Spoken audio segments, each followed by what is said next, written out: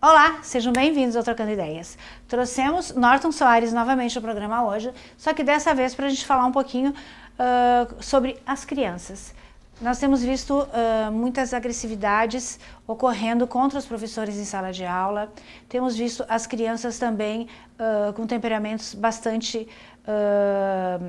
tensos com relação aos pais, com relação a outras pessoas também, nas ruas, em restaurantes, em outros lugares, enfim. As nossas crianças já não estão mais tão amáveis como antigamente. Baseado nisso, convidamos o nosso consultor, Norton Soares, que é psicólogo, para nos explicar um pouquinho sobre isso, o que está ocasionando, de quem é a culpa, se há culpa, se não há culpa, enfim, para abordar esse tema, ok? E na sequência, vocês vão acompanhar a reprise dos momentos maravilhosos que Maria Laura e eu passamos na Disney, lá na Europa, em Paris, na França, que foram maravilhosos e as pessoas nos pediram para reprisar. Confiram. Olá, comigo hoje, novamente, o psicólogo Norton Soares. Tudo bem, Norton? Tudo bem, Nara. Ele aceitou meu convite porque nós resolvemos debater um assunto que vira e mexe a gente está ouvindo, né? Professores sendo agredidos por alunos, né, na sala de aula, como a gente também tem visto muito hoje em dia, às vezes isso está no shopping, ou reunião de amigos, ou enfim, crianças hoje em dia descontroladas, né, agredindo professores, ou enfim, as crianças hoje em dia elas estão diferentes, né? Então eu falei, Norton, vamos conversar um pouquinho sobre isso, o que tu acha de abordar? Principalmente porque ele lida muito com crianças, né? O Norton atende crianças, né? Então eu falei, numa conversa que nós tivemos numa gravação de um outro programa, ele estava comentando comigo sobre um atendimento que ele faz especializado com crianças, e eu falei, poxa, então nós podíamos debater esse assunto. O porquê das crianças hoje em dia estarem com um comportamento tão diferenciado de antigamente. Até porque antigamente, eu falo antigamente, né? Na minha fase, vamos dizer, a minha mãe, inclusive, fala que na fase dela era até bem diferente da minha. A minha mãe costuma falar, no meu tempo era diferente, dizendo que na minha geração as coisas já são mais... na verdade, na minha geração as coisas já são diferentes, que no meu mundo as crianças já são muito mais... desobedecem com facilidade, né? Que no tempo dela, Deus o livre, se as crianças até sentassem na mesa para comer com os pais, né? Primeiro os pais comiam e depois as crianças comiam, falava assim, né? E que a minha geração já era difícil, as crianças já não obedeciam. Imagina hoje como ela deve ser difícil, né? Porque na minha geração os pais olhavam pra gente e a gente já ficava quieta, né? Agora, hoje em dia, como é que estão as coisas, né? É criança batendo em professor, os pais defendendo essas crianças, inclusive, com total desrespeito aos professores. Eu acho isso inacreditável, né? Mães defendendo seus filhos, assim, claro, as mães defendem seus filhos, mas eu acho que eu acho muito estranho porque as crianças, a gente vê que o comportamento está errado e os pais defendendo. Então, assim, eu queria conversar contigo um pouco sobre isso. O que está acontecendo com essas crianças hoje em dia? Os pais perderam a vontade de educar seus filhos? É por isso que essas crianças estão desse jeito? O que é que está acontecendo? Bom, Nara, primeiramente, então um abraço, né, ao pessoal de casa. Eu agradeço estar de novo aqui no programa, né, falando de um tema importante. Mas precisamos, porque esse mundo está tão transtornado, parece que, né, só com psicólogo para poder entender um pouco. Há uma necessidade de uma intervenção maior dos psicólogos aí, acho também, né? Bom, Nara, assim, essa questão de um porquê, ou qual o motivo que está gerando uma falta de controle dos pais ali frente às crianças, né? Adolescentes também, né? Mas o público mais preocupante se vê também que são crianças desde muito cedo. Porque essas crianças vão se tornar adolescentes, né? Com certeza, né? E aí começa lá embaixo, né? Sim, sim. Então é bom que se veja, que se observe, então, já desde a infância, né, esses comportamentos, né? Eu acho que o que pode estar ocorrendo, um sintoma disso que tu traz, né? Se os pais não estão conseguindo mais ter o controle dessa situação é muito a criança, geralmente, né, culpa uma criança, culpa um adolescente, mas acho que o que menos tem culpa na história seria a criança realmente ali, né, nesse contexto familiar, né. Eu acho que a gente pode observar pela ótica sempre de um pai que, pela correria mesmo dos dias de hoje, né, por essa globalização que não é só comercial, mas é comportamental também, né, as pessoas elas perdem muito o sentido das coisas, perdem o sentido das ações, do que é certo e errado. Os pais também acabam transferindo esses sentimentos, né, de angústia, de tensão, de ansiedade, muito para as crianças também no dia a dia, né. E as crianças, como boas também construtoras de aprendizado desde de muito cedo, elas acabam absorvendo esses comportamentos dos pais também, né. Acabam reproduzindo esses comportamentos dos pais em outros ambientes. É aquele antigo dizer, as crianças vão indo de acordo com a permissão dos pais. Com certeza, ela segue o modelo, né. Ela segue modelos das crianças, né. Microsociais com a família de origem ali e macrosociais depois com as pós-reinserções sociais que ela vai fazendo na escola, na pré-escola, nas universidades, no universo do trabalho. Tudo isso são fatores reprodutivos de um modelo microfamiliar, né. Elas vão tomando conta do espaço que lhes é permitido. Com certeza, sim. Então, se os pais não vão podando, elas vão tomando conta daquele espaço. E ao mesmo tempo os pais vão perdendo esse controle, né. Se eles não estão agindo na hora, na incidência de um comportamento que ao olhar de um pai, de uma mãe, de um cuidador, de uma avó, de um familiar em si, pode ser que seja algo de criança apenas, às vezes não é algo só de criança que está ali, não. É uma reprodução do próprio modelo familiar, de onde ela está inserida ali no momento. Né? Aquele dizer, então, é muito verdadeiro, que como é, pino se torce de pequeno, como é que se falava? Tudo tem que ser de pequeno. Sim. Mesmo. Ai, a minha mãe sempre falava que é o pipi que se torce de pequeno. Eu compreendo, eu entendo isso. Como é que é o dizer? Bom, enfim, Sim. É tudo, não pode ter preguiça, tem que ser, mas é criança. Tem que estar atento, né? É criança, com o tempo se muda, com o tempo... Não, é de pequeno. Com certeza, é desde muito cedo ali que a criança já começa a demonstrar, né?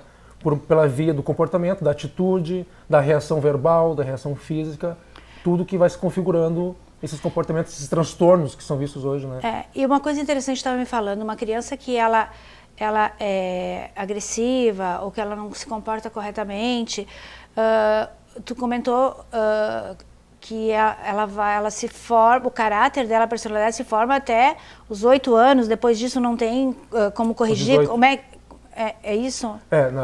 Se tratando mais da questão, aliás, uma boa discussão que tem, né, no universo hoje da psicologia, da psiquiatria, né, das ciências que estudam mais as questões mentais, né, é o desenvolvimento de uma criança, né. Existe, lógico, um padrão de desenvolvimento que a criança vai até os 12 anos de idade, né, e dos 12 aos 18 seria a fase da adolescência. Só que nesse período de criança, né, dos 0 aos 12 anos, dos 12 aos 18 anos, é a fase de um certo desenvolvimento da personalidade. Ela então não está formada, essa personalidade. Ela vai para uma via, né, uma via biológica, né, psicológica também, ela vai se formar essa personalidade com 18 anos de idade. Então um indivíduo com 18 anos de idade se considera com uma personalidade formada já, né. E essa questão que tu trouxe, assim, ela remete a uma discussão grande que está ocorrendo hoje no universo da psicologia, da psiquiatria, que é a do sintoma versus diagnóstico, né? O diagnóstico é muitos falam que é uma espécie de rótulo que se dá à pessoa sobre uma doença X que ela possui, e os sintomas são características de condutas ou de uma personalidade que fecham esse diagnóstico, né? E aí existem muitas controvérsias, sabe, Nara, em relação devemos ou não dar um diagnóstico para uma criança, para um adolescente? Devemos trabalhar somente os sintomas, sem dar o diagnóstico, sem rotular? Essa é uma questão controversa pelo fato de que muitos pensam que rotulando a criança com o nome de uma doença, um TDAH, um transtorno opositor... O que é um PDAH? Um TDAH. TDAH, TDAH é o transtorno de hiperatividade, ou transtorno de déficit de atenção e hiperatividade, ou TOD, que é muito comum também, que é o transtorno opositor desafiador. São aquelas crianças que não aceitam regras, não têm limites, né? O TDAH, que eu citei antes, ele é muito comum, sim, em crianças que são desatentas, não conseguem prestar atenção no conteúdo escolar, não conseguem se manter concentradas muito tempo em uma ação, em alguma atividade. E isso vai até quando? Isso, ele pode se desenvolver ao longo da vida, na verdade, né? Não existe uma cura na verdade, para esses transtornos, né? Existem métodos, né, médicos ou psicológicos, terapêuticos, que reduzem esses quadros, né? Com medicações, inclusive, né? Que é importante em alguns casos mais graves, né? E falando do transtorno opositor, que eu acho que mais se remete ao tema em questão de hoje, que são aquelas crianças agressivas, crianças que não respeitam limites, não respeitam regras. E existe, um parênteses, crianças que são dóceis e que de repente se transformam e se tornam dessa maneira? Existem sim, com certeza. E, inclusive, acho que os fatos mais comuns que se observam que surpreendem os pais, vêm nesse contexto, né? Que crianças que até então eram dóceis, que em um certo momento, por uma situação X, elas começam a virar rebeldes, né? Começam a confrontar os pais, os cuidadores. E o que causa isso? Convivência com outras crianças ou... Olha, cientificamente, né, em pesquisas se comprovam que o que mais proporciona esse tipo de ambiente é o ambiente familiar. É uma situação que o pai está envolvido numa situação de briga com a mãe, com a esposa, né, com o companheiro, com a companheira, ou está envolvido numa outra situação de briga familiar, ou está uma situação desorganizada financeiramente no espaço de convívio com a criança, e a criança ela não entende muito bem o que está ocorrendo, não existe um diálogo desses pais frente à criança para explicar qual o problema que os pais estão passando. A criança fica sem entender isso, na verdade, né? E todos sabem que a mente, o psicológico de uma criança tem muita fantasia, muita imaginação, né? Então ela vai imaginar milhões de situações ali, né? Sempre com a possibilidade de a criança pensar que ela é culpada disso, né? E a criança não revelando isso para os pais, por não ter um discernimento ainda de conversar sobre essas questões, ela acaba deslocando isso em outros ambientes. Qual é a forma que a criança vai encontrar mais fácil para deslocar isso, né? Através de um soco, de um chute, de ir contra uma regra. E o problema todo disso, Nara, não é nem o comportamento da criança em si, é a falta de observação do pai frente a esse comportamento da criança, né? Dos pais, né? Da mãe, do pai, do cuidador, quem está ali na função de cuidador, né? Esse é o fato mais preocupante. Não existe um fator assim, também somente biológico para dizer que o TDAH é de origem biológica, o transtorno opositor é de origem biológica. Mas não também existe. acontece de, O às ambiente vezes, transforma muito também, ser né? refletido em outros, nos coleguinhas de escola, porque acha bonito. Não pode ser? A questão de ser Desse tipo de comportamento. A questão do fala no sentido da criança Se tornar reproduzir assim. esse comportamento. Isso, em casa, baseado. Não é assim, e de repente começa a agir assim. E gostar não pode de ser ser por assim. Entendi, assim, de às vezes acha que é bonito, acha que é Sim. legal, se acha que vai ser forte, ou que vai ser o gostosão, se começar a agir assim. Eu acho que tu aproxima muito esse tema com a questão do bullying também nas escolas, né? Pode ser? Nós já tratamos em outro programa, né, essa Sim. questão do bullying, e eu acho que tem muito a ver essa questão também de reforçar esse comportamento frente a um Isso. olhar de um outro aluno que, por exemplo, sente-se com medo, né, de daqui a pouco de se confrontar com aquele aluno que é mais violento, mais agressivo. Até porque acaba apoiando, sendo espectador isso. desse Porque às outro vezes esse colega de escola, ele sofria bullying desses outros, Aham. pode ser, Aham. e aí ele começa a agir assim até para se sentir fortalecido. Toda criança, adolescente ativo no bullying, que é aquele que comete o bullying, as pesquisas comprovam que 95% dos casos eles já sofreram bullying, né? Então, com medo de não sofrer um novo bullying, eles partem para a figura agressiva do bullying, para não serem vítimas de novo, né? Então, eles acabam sendo vítimas também, né?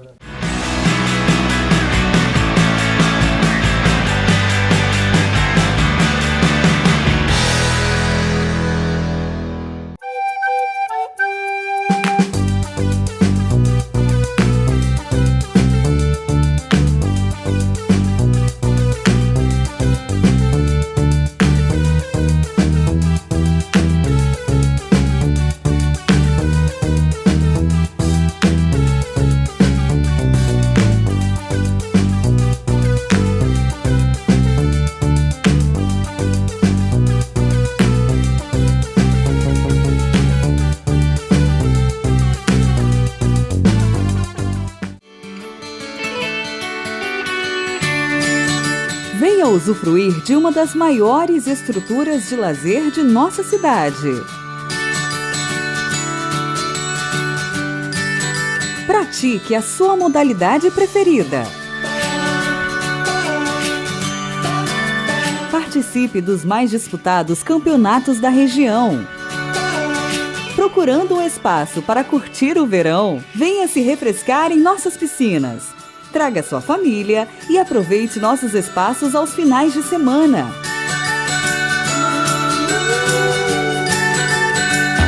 Precisando de um local para o seu evento? Eternize os seus momentos mais especiais em um de nossos salões. Associe-se e aproveite o que há de melhor na região. Esporte Clube União Corinthians. Venha fazer parte da nossa família. Quer viajar? Então escolha o roteiro.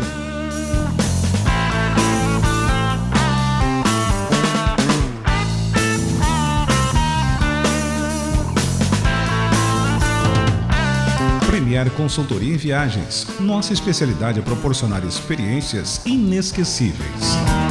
No centro de Santa Cruz, na 28 de setembro, esquina com a Venâncio Aires.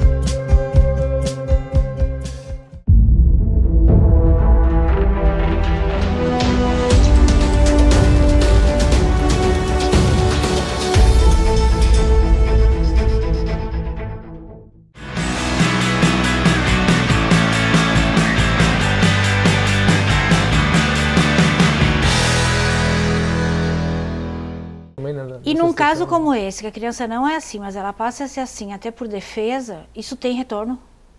Em que sentido tu comenta, Nanda? De voltar a ser uma criança tranquila de novo, porque não é dela? Tem, com certeza. Mas é um trabalho que não é feito somente com a criança, logicamente, né? É um trabalho que exige um esforço familiar em conjunto. Existem terapias, lógico, né, que trabalham para isso, medicações, em alguns casos mais graves, mas há de ter uma necessidade urgente e única dos pais irem para a terapia, dos pais conseguirem compreender que eles passam muito disso para a criança, que se eles mudarem o comportamento, a criança vai mudar o comportamento. Agora, receita de bolo, assim, né? Tem isso, faça isso, faça aquilo, não existe. Não existe. O que vai ocorrer, amor com a criança compreender que ela está sendo amada pelos pais, a atenção frente à criança é uma forma de demonstrar amor para a criança, paciência, muita paciência, porque não vai se resolver, nós estávamos falando dos bastidores da palmada educativa, exato. Não vai se resolver uma questão, por exemplo, de uma criança que tem transtorno opositor, sendo agressivo com a criança, batendo na criança, ou mesmo que seja uma palmada educativa, não é assim que se resolve. Isso é comprovado não por mim, por uma classe de psicólogos, é comprovado pela ciência da psiquiatria, da psicologia mundial. Uma criança que, um manejo clínico, um manejo familiar com uma criança que tem um transtorno opositor, é de outra ordem, não é na questão da violência, é a questão da orientação, é explicar a regra e por que ela funciona aquela regra, por que é isso, por que tem que ser assim. E tem que ter muita paciência para fazer isso, porque a criança ela vai te desafiar o tempo todo. E aí faz parecer que o que a gente fala, né, nesse sentido, mas isso aí é conversa, como é que é no popular? Conversa fiada? Para boi dormir. Isso aí é para boi dormir. Não, se eu já tentei com meu filho, não adianta. Mas se não adiantou uma vez, tenta de novo. Se não adiantou de novo, tenta de novo. É na insistência que tu ganha na criança. Principalmente, tu falou que tem uma fase que vai até uma determinada idade, né? Do transtorno opositor. Antes me fez a pergunta, né? Eu acho que eu até não complementei. A questão dessas patologias, elas têm os transtornos, por exemplo, de personalidade, que muitos estão inclusos no transtorno de personalidade antissocial, eles podem ser diagnosticados após os 18 anos só. Eles não podem ser diagnosticados antes, né? Porque a personalidade da criança e do adolescente não está constituída ainda, né? Até os 18. E aí, geralmente, eles usam o termo transtorno de conduta antissocial. Conduta no sentido de comportamentos que são antissociais, né? Mas não que estão inseridos dentro de uma personalidade já fechada, concluída, né? Exatamente. Agora, esse tipo de trabalho é complicado porque assim, ó, daí os pais começam a cuidar, fazem todo esse tratamento em conjunto com o psicólogo, né? E como é que faz com o colégio? Com a escola, realmente, a escola vai ser uma reprodução, né, desse meio familiar, né, para a criança. Né? Mas a escola às vezes pode não estar nem aí. Olha, se a escola também não tiver nem aí é um problema, acho que de saúde, de educação pública, assim, né? É uma questão que até sai da esfera familiar ali e gera um problema para o Estado, né? Para a Constituição mesmo, né? Para a legislação, de qualificar mais professores, de orientar mais os professores, ensinar para eles o manejo escolar com uma criança que tem esse tipo de comportamento. Porque o que a criança busca numa escola, né? Um adolescente que seja, né? Um pré-adolescente, um adolescente. O que eles buscam? Eles vão buscar uma referência daquele modelo que até então eles têm conhecimento, que é o modelo familiar. Então, uma professora vai ser uma extensão de uma tia, de uma mãe, tanto que alguns chamam de tia, né? Professora, né? O diretor da escola, se for um homem, pode ser figura paterna, se for um zelador, um segurança, um cuidador, pode ser a figura paterna. As outras crianças que estão ali, se essa criança tiver irmãos em casa, podem ser os irmãos ali, né? Então, o que acontece? A criança, ela pode estar... não sei se estou indo muito rápido na explicação. Não, tranquilo. Né? Mas a criança, ela pode estar, por exemplo, você vai conhecer novos irmãos ali naquela escola, com outros formatos de sentimentos, emoções, comportamentos. E muitas vezes não vai ser igual o irmãozinho que ela tinha na casa dela lá. Aquele irmãozinho que daqui a pouco é mais tímido, que aceitava um xingamento, do irmão mais velho, geralmente, né? Daqui a pouco na escola não vai aceitar aquele outro menino. Então ela vai se confrontar com uma situação diferente, que ela não encontrou no modelo familiar até então. Por que ela não encontrou? Muitas vezes porque o pai também não orientou. Na escola, tu vai encontrar amiguinhos, amiguinhas diferentes de ti. Tu vai ter que compreender o comportamento dele, tu vai ter que evitar entrar em conflito por ele pensar diferente de ti, sabe? Só que isso é muito também função da escola também, né? E aí que entramos, né, num campo, acho que o mais polêmico que nós vislumbramos nos dias de hoje, né? Qual é a real função da escola e qual é a real função da família, né? Concordo muito com a frase que diz, a escola ensina e a família educa. Concordo muito, eu acho muito correto. Mas tem que ter... A escola ensina, a família educa. Mas tem que ter esse discernimento também da escola, que algumas vezes ela tem que servir com esse papel de educar também, sabe? Então, e tiraram, né? Tinha uma matéria que era muito importante, que era educação moral e cívica. Sim, importante matéria. Hoje mesmo. O colégio tirou isso. Mas eles estão querendo tirar muitas coisas, né? Filosofia, que é muito importante. Mas isso era muito importante. Sim. Porque isso era uma parte do colégio que ajudava e educava. E eu acho, sim, nós vivemos numa sociedade. E o colégio tem que educar. Porque não, hoje em dia tu não pode chegar no colégio para apanhar. Tu vai no colégio para aprender. Tu não vai lá só para aprender matemática, né? Português. Não, tu também vai para aprender a conviver com pessoas diferentes. E educar é um São gesto núcleos também, diferentes, educar né? É um gesto de amor também. A sabe? conviver, exatamente. Sim. Então isso faz parte. Então tu também tem que aprender a isso. Tanto que tu tem que aprender a respeitar no colégio. E a professora, você é, no caso, a autoridade maior. E tu tem que saber respeitar a professora, né? E os pais têm que ensinar os filhos a respeitarem a professora. Os próprios pais têm que respeitar a professora que está lá. Com certeza. E é outro grande problema isso aí, né, Nara? Assim, a não participação, por exemplo, dos pais junto ao convívio escolar. Eu conheço muitas histórias assim de pais que não vão à escola para se reunir com professores, para comentar como é que está o aluno dentro da sala de aula, aos arredores da escola. Não tem esse diálogo. E eu vejo que é muito unilateral. É dos pais que também não buscam a escola para conseguir também informações, né? Aliás, um dado muito preocupante, né, que eu venho acompanhando em algumas escolas que eu já visitei aí, é o adoecimento do professor. Isso é algo... merecia até um tema específico para isso, né? O adoecimento do professor. Essa figura de autoridade que tu comenta, que o professor tem que ter para exercer essa função de educar também, ele está perdendo muito nas escolas, o professor, né? Muito em função, olha as consequências, muito em função desses alunos que estão virando agressivos, impulsivos, estão perdendo a razão em cima de saber que a escola é um meio de educação e de ensino, que estão confrontando professores. E os professores não estão encontrando uma forma, um meio para sair dessa situação, entende? Eles acabam enfraquecendo, acabam adoecendo psicologicamente, acabam perdendo o amor pela profissão, o salário já é baixo. O que resta para o professor, né? De motivação para ele, né?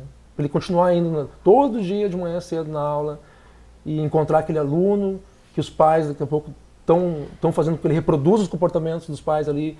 Não é a função mais do professor ali, é a função dos pais, mas aqueles alunos vão para a sala de aula, ficam ali dentro da sala de aula, o professor fica inerte, não sabe o que fazer, ele tem que ensinar, não consegue mais ensinar, não consegue mais educar. Chega em casa preocupado, chega em casa tenso. E aí tu me diz, né, como a gente sai disso, né? Até porque ele já, chegando lá, ele já tem que conviver com crianças, com alunos que já vêm de casa com uma bagagem pesada, com pais que enfim, N problemas, né? Porque são crianças que às vezes não comem, né? Não tem alimentação em casa, que os pais, sei lá, pais, né? E os professores têm são problemas, pais também, né? Que tem problemas e tudo mais, né? E já tem dificuldade para aprender essas crianças, às vezes, né? Por não se alimentarem, enfim, uma série de consequências. E chega lá, ainda tem aqueles que são agressivos, que, né, ainda apanham, que nunca, sabe, é uma coisa... Então, isso também tem que...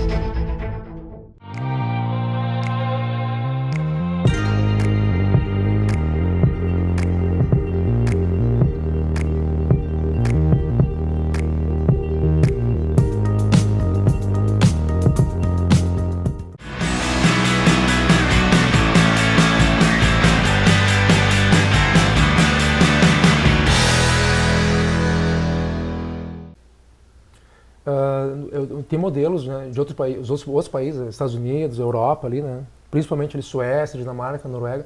Esses países eles têm um acompanhamento mais atencioso, vamos dizer assim, né, das políticas de saúde mental principalmente, para acompanhar crianças que desde cedo já vêm apresentando comportamentos de risco, assim, né, nesse sentido. E como é feito esse trabalho, assim, né? Os pais recebem uma orientação mais qualificada nesse sentido também, né? A gente não quer... é chato comparar, né? Eu não gosto de comparar. Países, assim, tipo, em desenvolvimento, que nem o Brasil, com países já evoluídos que vêm de uma estrutura educacional sólida já há décadas, né? O Brasil está engatinhando muito nesse sentido, né? Para chegar a um país desses, né? E eu acho um erro grande a gente querer também implantar, né, políticas de educação de países evoluídos num país que está em desenvolvimento. É incongruente Não vai adiantar. A gente não tem estrutura para isso. É algo de educação de base. É ensinar para uma criança que não deve ter preconceito na pré-escola. É ensinar para uma criança que não deve ser homofóbica numa escola, na pré-escola. Não precisa esperar até o 5º ano para a criança ter uma aula lá de educação sobre gênero, sobre racismo, questões assim, sabe? Isso tem que vir lá de casa, tem que vir, de casa. Exatamente. E a pré-escola tem que ser um complemento mais científico para isso, né? Para explicar as bases científicas do porquê não ter preconceito, do porquê não ter homofobia. Isso a gente não vê, né? Isso a gente não enxerga no Brasil, isso aí. Não existe nem política para isso aí. Não existe política para isso aí. Agora pega esses países aí. Até os Estados Unidos pega esses países, vê se não tem lá educação moral e cívica, daqui a pouco na pré-escola já, para as crianças, né? E acho que a gente se perde muito, a gente perde muito mesmo, querendo discutir questões de escola sem partido, que não leva a lugar nenhum discutir isso, sabe? Discutindo questão de marxismo. Mas o que teve? Qual é a culpa que tem o marxismo? Né? As crianças não aprendem marxismo no pré, no terceiro ano, elas aprendem no ensino médio, sabe? Então, eu acho que tem muitas situações desviantes, sabe? Na educação no Brasil hoje que está levando, que infelizmente, a nossa perspectiva de futuro para 2019, né, a gente estava comentando antes, não é nada boa, assim, sabe? Não vejo uma luz nesse túnel aí, uma luz no fim do túnel que vai tirar nós dessa situação, sabe? E voltando a essas crianças, Norton, tu acha que essas crianças que são agressivas, elas já nascem assim ou elas se tornam assim? Tem o fator genético, biológico, que é muito forte nas pesquisas, né? Principalmente TDAH, que eu comentei antes, e o transtorno opositor desafiador, mas também tem transtorno afetivo bipolar, transtornos de linguagem, que é algo muito biológico, né? Que a antiga afasia, né? Período freudiano eram as afasias, né? Mas ela tem um caráter mais genético mesmo, biológico, né? Essas doenças, né? Histórico na família, algum familiar também já tenha passado por isso, uma situação dessas, ou vem passando. Então, e também, lógico, sem descartar questões psicológicas dos pais, que transmitem para a criança, que passam para a criança, e questões ambientais, né? Situação, o local onde ela vive, onde ela mora, situações que vão empurrando a criança, às vezes, para uma situação dessas, né?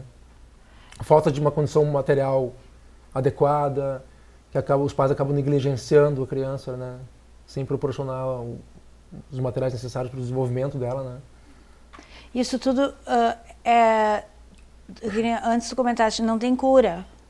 Não existe uma mas cura. Tem um controle. Tem um controle. Tem um controle com terapia, muito, né? Os mais indicados são terapias e medicações em alguns casos, né? Casos mais graves, mais severos, que já fogem muito do controle dos pais ali, com certeza tem que ter auxílio de uma medicação, né? Uma criança que se torna agressiva, tu acha que com o passar dos anos, ela crescendo, isso não pode ficar para trás? Tipo, ou ela vai se tornar um adulto agressivo também? Se não for tratado, tem grandes chances, muitas altas chances, né, de ela desenvolver esse transtorno, deslocar para um outro tipo de transtorno que pode gerar um conflito social, né? Ela sempre vai ter entrar aquilo... em conflito, né, com a lei. Sempre vai ter aquilo dentro dela.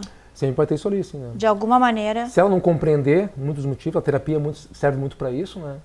Não é só para a criança ir lá e comentar e falar, ou para os pais lá e falarem, mas é para elas reconhecerem que algo deu errado nesse processo de desenvolvimento, né? E focar naquele algo que deu errado é tu conhecer a tua essência, onde foi o erro que ocorreu. Então isso tem que ser cortado rapidamente, de alguma maneira. Tem que ter atenção, né? Observar e procurar ajuda, né? Urgente. Não ter receio de procurar ajuda. Ok. Mais importante, eu acho. Norton, te agradeço novamente. Agradeço por ter vindo, ter nos falado sobre isso. Então, pais, assim, não levem na brincadeira achando que é só uma coisa de criança, ou que, isso vai passar, isso é coisa de criança, vai passar. É meu filho. É sempre o meu filho é diferente. Não, gente, não é porque o teu filho é diferente. Cuidem dos seus filhos, isso não é só uma passagem. Não pensem que o seu filho vai ser diferente. Cuidem, por favor. E busquem ajuda, se informem pelo menos, conversem a respeito.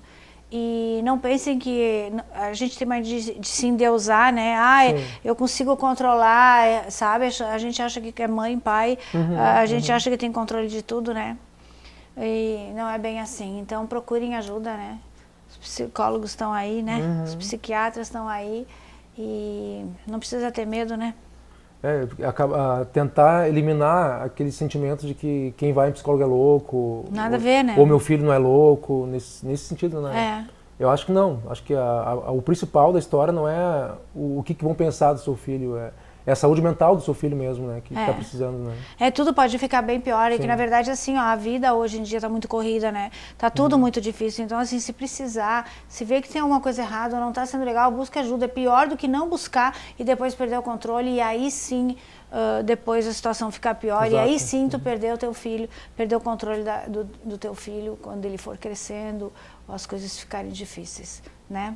É difícil pra gente, pai, aceitar esse tipo de coisa, né? É complicado, né? Mas é melhor aceitar, ou então se informe. É melhor o psicólogo chegar e falar assim, não, isso aí é coisa da idade, isso vai passar, né? É que nem os dentinhos, assim, né? Ai, aqui tá meio torto, você acha que precisa usar aparelho? Não, vai crescer os outros dentes, vai voltar tudo ao normal. Ai, ufa, que bom. Ou então, ai, será que tá com muita dor de cabeça e precisa usar óculos? Não, isso é coisa da idade, tu vai ver que não vai precisar óculos. Ai, ufa, que bom. É melhor ouvir isso, levar no médico ouvir isso, mas pelo menos levou. Então é melhor levar no psicólogo e ouvir o parecer dele e de repente não precisar do que não levar e mexer com alguma coisa mais séria no futuro e se tornar, isso você passar o resto da sua vida sofrendo, ou seu filho se tornar alguém que não deva se tornar. Então leve ao médico, por favor, tá bom? Muito obrigada, Agradeço, Norton. Nara. Um abraço a todos. Né? Até mais.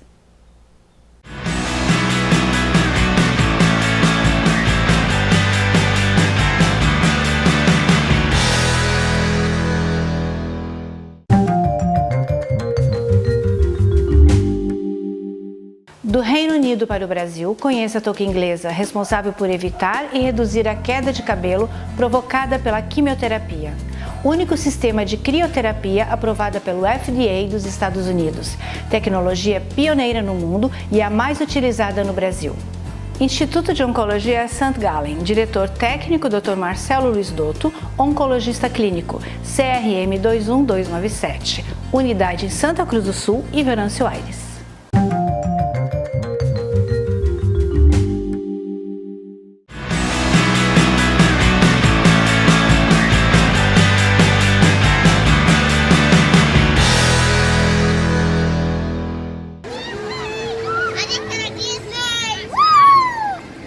Agora mostrando pra você a Disney de Paris, maravilhosa. As meninas aí falando, estamos na Disney.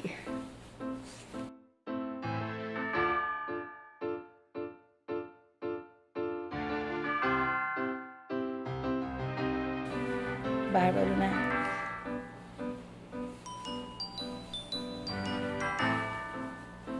Chegamos na Disney, né, Maria? Foi a nossa chegada. Primeiro dia de Disney. Não sabíamos o que esperar, né? Não sabíamos. Mas a emoção estava à flor da pele. É uma cidade linda. A Disney é uma cidade linda. Sim, muito lindo. Vimos de tudo.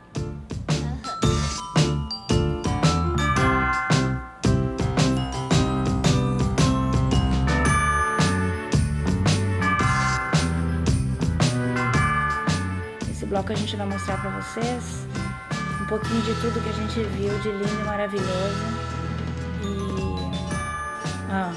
E o carro da polícia com as pessoas que estão visitando, que dá a impressão que as pessoas estão presas também. Então nesse bloco vocês vão ter a oportunidade de ver um pouco de tudo que a gente viu lá de lindo, de maravilhoso, que a gente vivenciou. Sim. O que tu mais gostou na Disney, Maria? Mãe, essa é uma pergunta difícil, mãe. Realmente eu não sei como é que eu respondo. Não sei.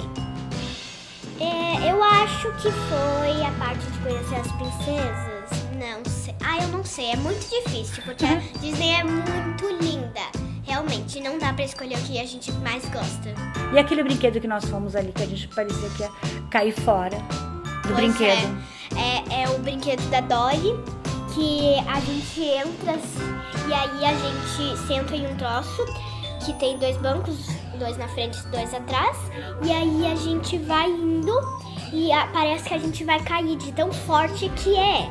E ele tem muitas curvas, realmente muitas curvas. Teve até uma hora que o meu trocinho de orelha caiu, aí eu consegui pegar. É.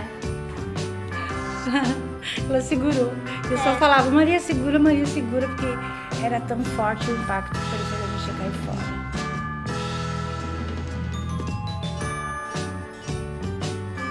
A Maria preocupada comigo, onde é que tu vai sentar, porque isso enche em questão de segundos. Realmente, enche. E um dia ali nos parques passa em questão de segundos. Às 5 horas da tarde é noite lá. Realmente, é noite. Não consegue ver mais nem o sol às 5 horas da tarde.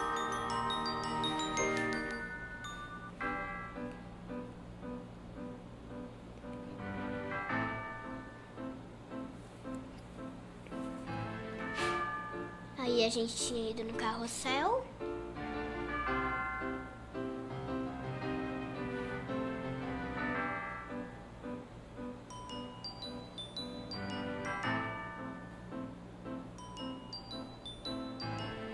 E eu quase não pude ir. Fiquei fotografando, filmando. E a moça foi atrás de mim. Pra eu sair, eu tive que sentar numa carruagem lá atrás.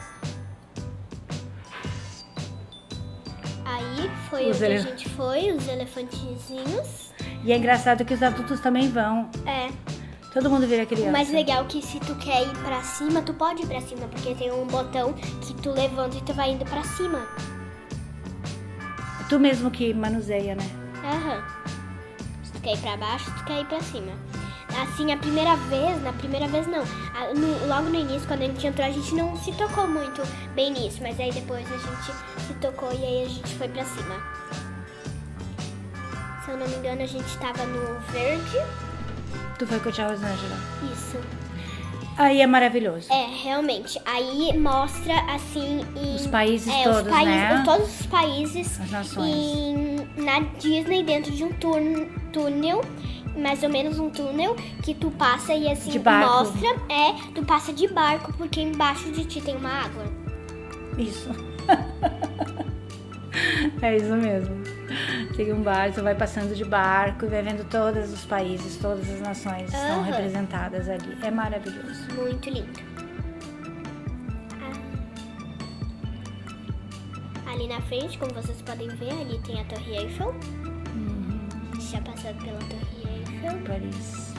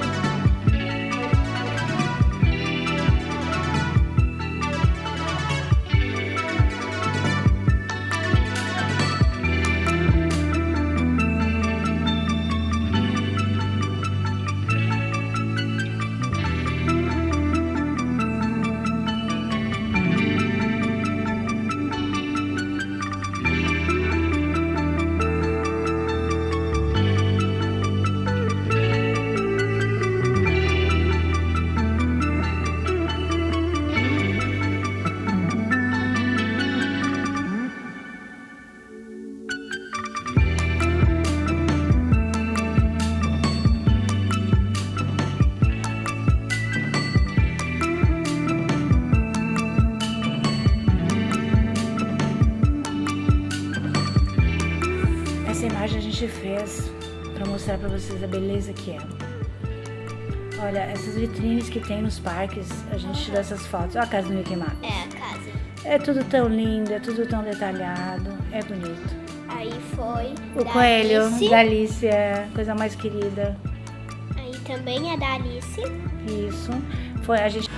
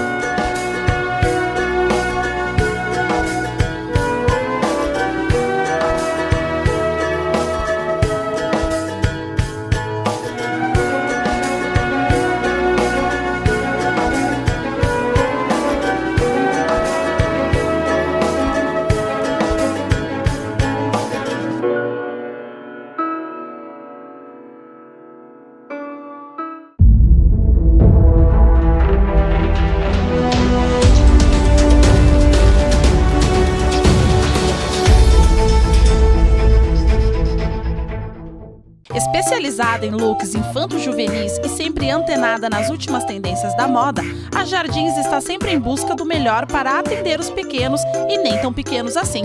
Não perca seu tempo, vá direto para a Jardins, na rua 28 de setembro, 414, em Santa Cruz do Sul.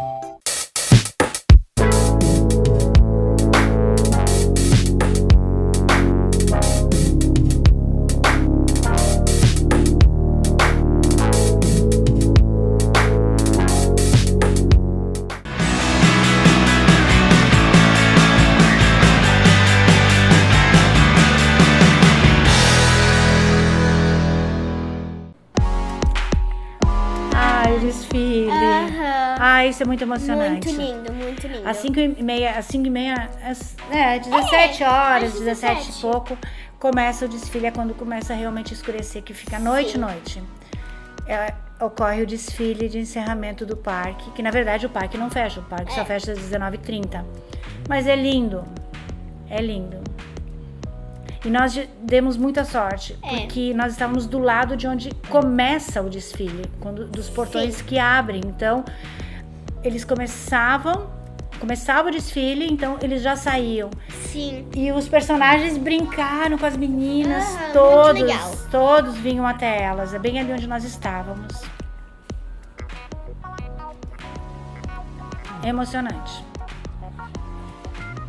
Eu não sei se a gente conseguiu colocar as músicas originais, porque eu não sei se o Facebook ou o YouTube vão permitir. Então, de repente, se uma música não estiver de acordo no programa, é porque nós tivemos que trocar, substituir, porque o YouTube ou o Facebook não permitiram, tá? Porque às vezes tem direitos autorais. É uma pena se não estiver de acordo, mas não é porque nós queríamos, e sim porque não é permitido, infelizmente. Ai, que lindo Toy Story. Enorme. É que eu puxei a câmera aí. Parece menor, mas eles são enormes. Muito grandes, realmente. As meninas gritavam. Não sei como eu não fiquei surda. Aliás, eu não fiquei surda porque a música é muito alta, né? Então, senão eu teria ficado surda com o grito das crianças, principalmente das meninas que estavam na minha frente. Né? Porque eu não sei quem gritava mais, se era a Clara, a Maria Laura ou a Beatriz. Elas estavam enlouquecidas com esses desfiles e com os personagens que vinham até elas. Olha aí, ó, tudo na nossa frente.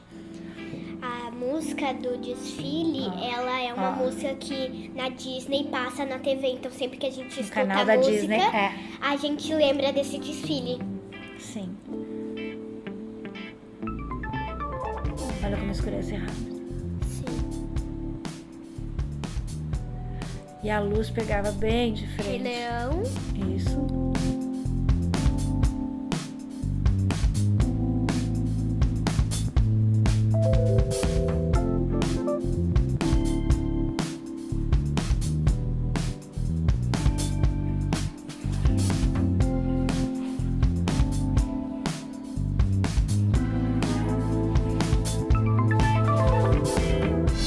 Que lindo. Muito lindo. Aham, muito lindo. Olha o Flintstone lá em cima. Aham.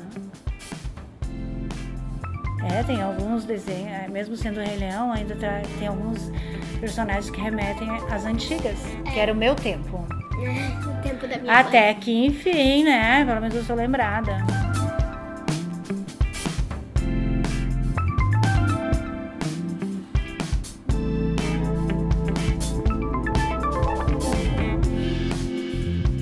Que legal.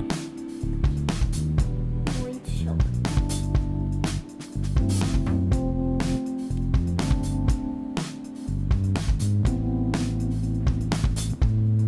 Muitos desses personagens a gente viu antes, né? Porque a gente Sim, foi a andando gente- pelos parques, a gente encontrava com eles. Aí a gente Fez tirava foto. foto. Aham. Não deu pra pegar o desfile inteiro, né? Algumas coisas a gente não pegou. Mas o que a gente conseguiu pegar do desfile, assim. Porque senão, né, gente, a gente ia ficar fazendo um programa de 3 horas, né? Não tinha como. A gente procurou trazer alguns momentos importantes do desfile pra vocês. Sim. Aí a Elsa. Olha que legal. Não, Não. é a Elsa, não. Agora é Eu o Peter Pan. É. Uma coisa que era engraçada é que o Peter, ele olhava pra gente e aí ele abanava e a gente ia abanar, só que na verdade ele brincava com a gente. É. Porque ele fazia palhaçadas. Isso. É que não dava pra filmar o tempo todo, a gente tinha que mostrar os lados também. Mas ele ficava, ó lá, fazendo careta, mostrava a língua, né? Aham. É, porque o Peter Pan, ele é bem bagunceiro. Arteiro, na verdade, né? Arteiro. Ó, ele ficava banando pra vocês. E esse desfile ocorre todos os dias no mesmo horário. Só que às vezes o desfile é diferente, né? É. Aí, procurando Dory.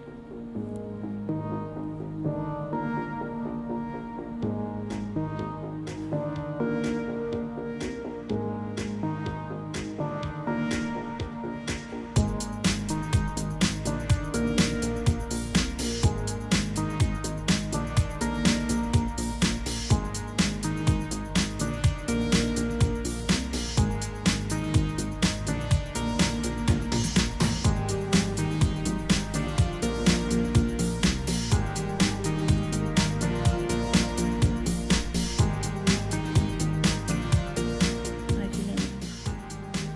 Muito Carros show. enormes.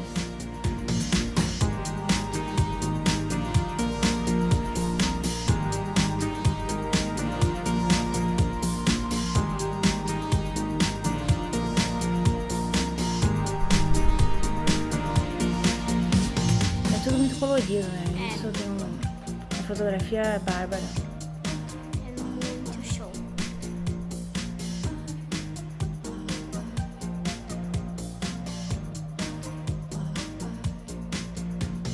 Esse dragão é lindo.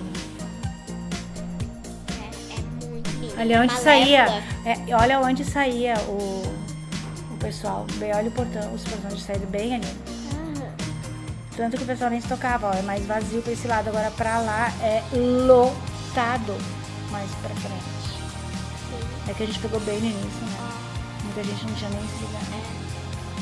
O dragão da Malévola.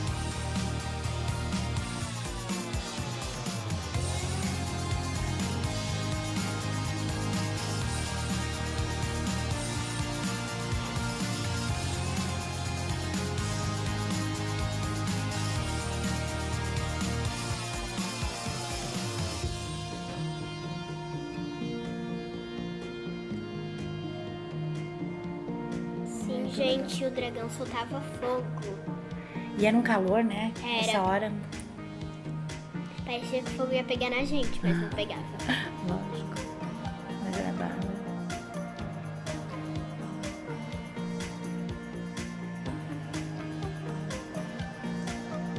Que bicho feio. Nossa senhora. Assustador. Realmente, bem assustador.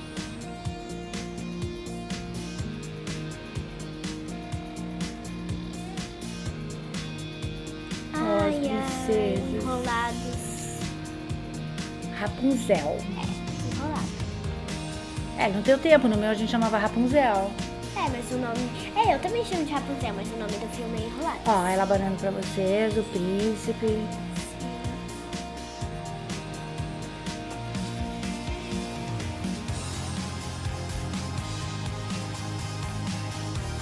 Ó, essa é a Tiana. Isso é a Tiana. Da Princesa Ursula. Ó, Branca de Neve. Imaginem a gritaria dessas meninas na minha frente com esses personagens Olha, aqui. e as fadas? Gente, era ensurdecedor. Era. A Bela Adormecida. As fadas. Olha.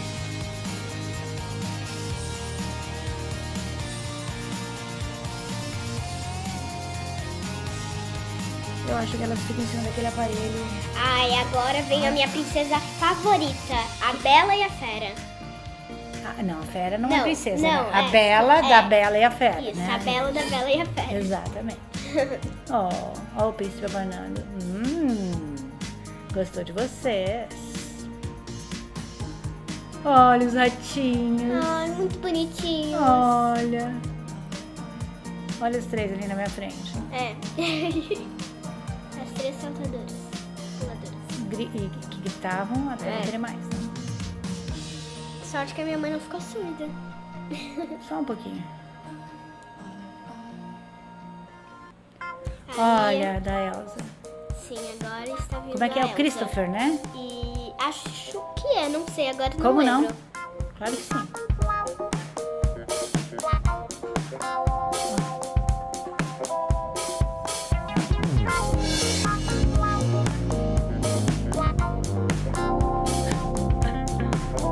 Aí O chegou. Olaf ali em cima, e a Elsa e a Ana.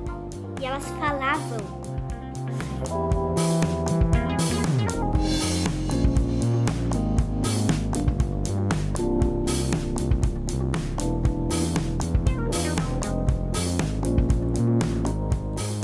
É o último carro do desfile. É, que Ó, pena. dando beijo pra elas. A Ana. Na verdade, eu prefiro a Ana do que a Elsa. Eu prefiro. Aí eu acho que eu prefiro a Elsa. Eu a Ana.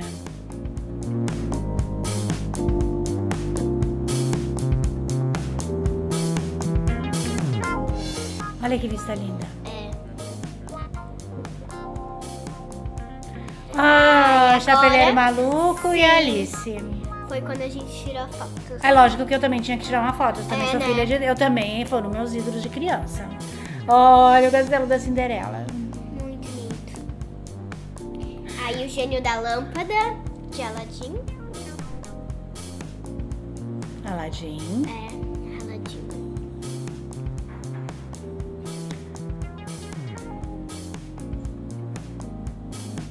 Aí.